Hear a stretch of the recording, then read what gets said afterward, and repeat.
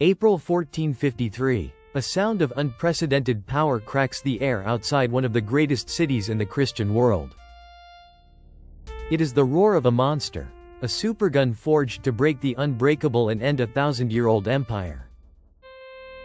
For over 100 years, this city, Constantinople, had been the heart of the Roman Empire, a beacon of civilization. Its legendary Theodosian walls, a triple line of fortifications, had repelled every major siege for a millennium. But by 1453, the Byzantine Empire was a shadow of its former self, controlling little more than the city itself. And across the Bosphorus Strait, a new power was rising, led by a man driven by a singular ambition. Sultan Mehmed II. He was just 21 years old, but historians describe him as brilliant, ruthless, and focused on one prize, Constantinople. As a child, he was reportedly told, "The conqueror of Constantinople, blessed is he and blessed are his soldiers."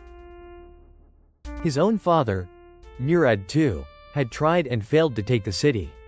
For Mehmed, this was seemingly not just conquest, it was a matter of destiny. To succeed where his father failed, he understood the need to control the waters that supplied the city. In 1452, he began constructing a massive fortress on the European side of the Bosphorus, directly opposite an existing one. He called it Bogaskasan, the strait cutter or throat cutter. Its purpose was to choke Constantinople off from any aid. The Byzantines watched with great alarm, powerless to stop him. This was a clear declaration of his intent to wage war. But Mehmed's greatest weapon was not stone and mortar. It was a technology employed on a scale that would change warfare forever. The key to this weapon was a Hungarian engineer named Orban, a master of casting bronze cannons. He had first offered his services to the Byzantine emperor, Constantine XI. But the emperor's treasury was nearly empty. Constantine could not afford Orban's price, a decision that would have fateful consequences. So Orban took his talents to the man who would pay any price, Sultan Mehmed II. Mehmed asked him if he could build a cannon powerful enough to breach the walls of Constantinople. Orban's reply was reportedly confident. The Sultan gave him vast resources. The result was the basilic, a cannon of terrifying proportions. It was said to have fired a stone ball weighing over 200 pounds more than a mile. Transporting this monster to the siege lines was an epic feat in itself, requiring 60 oxen and hundreds of men. As Mehmed's war machine assembled, the man inside the city prepared for the coming siege.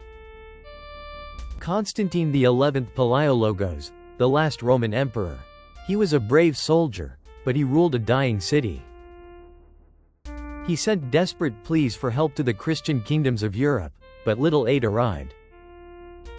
His city of perhaps 500,000 in its prime now held fewer than 50,000 inhabitants. To defend 14 miles of walls, he could muster only about 7,000 soldiers, a mix of Byzantines and foreign volunteers. Against them, Mehmed was assembling an army estimated at over 80,000 men, including his elite Janissary infantry. But a glimmer of hope arrived from the sea. A Genoese soldier of fortune named Giovanni Giustiniani Longo. He was an expert in siege defense and brought with him 700 well-armed men at his own expense. Constantine immediately placed him in command of the land walls, a testament to his reputation. The defenders' other key defense was not stone, but iron, a massive chain stretching across the Golden Horn harbor. This chain would prevent the powerful Ottoman fleet from attacking the city's weaker seawalls. On April 2, 1453, the vanguard of Mehmed's enormous army appeared before the city walls. The siege had begun. Mehmed offered one last chance to surrender. Constantine's reply was simple: he would defend his city to the death. On April 6, the cannons opened fire. The ground shook, and a terrifying new era of warfare was unleashed. The noise was deafening, the destruction immense. Orban's great cannon, with repeated hits, could reduce sections of the ancient wall to rubble. But the cannon was slow to reload, taking up to 3 hours. And under Giustiniani's command, the defenders were resilient. Every night, they worked feverishly to repair the damage, building new stockades from earth and wood. For weeks, a grim rhythm set in. Ottoman cannons smashed the walls by day. Byzantine defenders rebuilt them by night.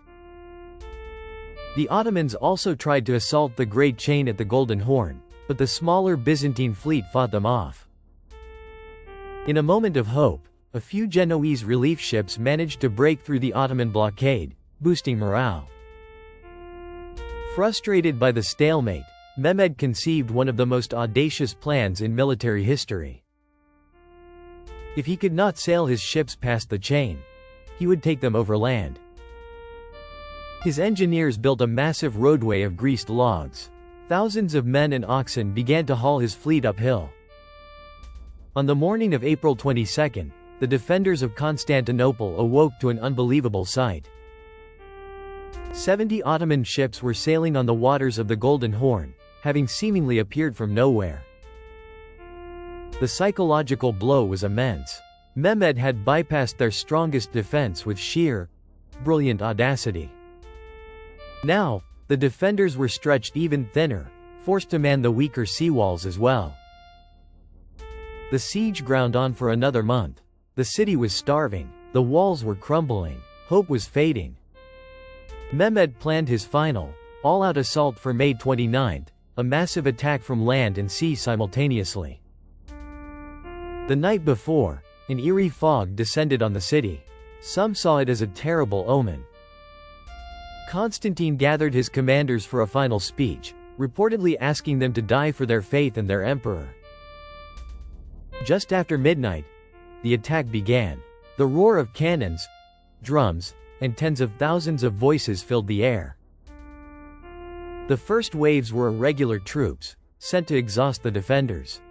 They were followed by disciplined Anatolian regiments. For hours, the defenders held on. But then, disaster struck. Giovanni Giustiniani was badly wounded. His men carried him from the walls. Seeing their commander fall, the Genoese defense began to waver. At that critical moment, Mehmed unleashed his ultimate weapon, the Janissaries, his fanatically loyal elite troops. Then, another catastrophe. A small gate, the Kirkoporta, had been left unbolted. The Ottomans poured through. Someone raised an Ottoman banner on a nearby tower. Panic spread like fire among the last defenders. Emperor Constantine XI, seeing all was lost, tore off his imperial regalia and charged into the fray. He was never seen again, dying anonymously alongside his soldiers.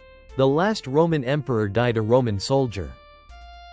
On May 29, 1453, after a 53-day siege, the city of Constantine fell. The Roman Empire was no more.